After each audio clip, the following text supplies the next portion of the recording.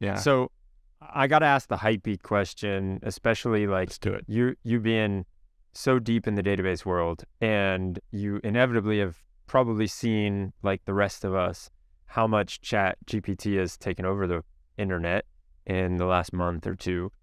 And so you, aside from like the obvious answer, which would be, okay, just getting Chat GPT to help me write database queries, what are some things that, as you're looking at databases, you think potentially AI, or maybe a few iterations down the line, a Chat GPT could help you with in this world that you play in? That's interesting. Like one that's interesting, and I hear people talk about a lot, is just sort of like smarter indexing and things like that. I think a lot with like relational databases, you have to set up these indexes, and a lot of times people create more indexes than they need and don't know which ones are getting used, or create an index that isn't particularly effective.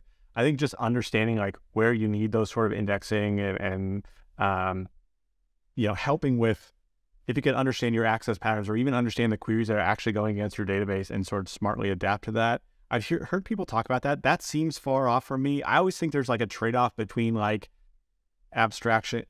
They're just like trade-offs to abstraction, right? And like the more abstract something is, maybe it's like easier to handle, and you don't have to know it as much, but you also, I think, lose some performance or specificity around that, sort of those things. And like, I think with Dynamo, you sort of have to be more specific, and you have to learn how these things work, but then you get those sort of performance benefits. Whereas like if you're abstracting it more into like a normalized model with relational databases and using a query planner, you lose some of that. But maybe it gets to a point where the query planner and the index planner and all that stuff is smart enough where we don't need to sort of handcraft our data models anymore, and it can sort of help us a lot with that. So that'd be the thing I'd be sort of looking out for. Same with like data warehouses too, right? Like understanding what you're going to aggregate, understanding how you're going to be filtering stuff to sort of align data on disk in helpful ways.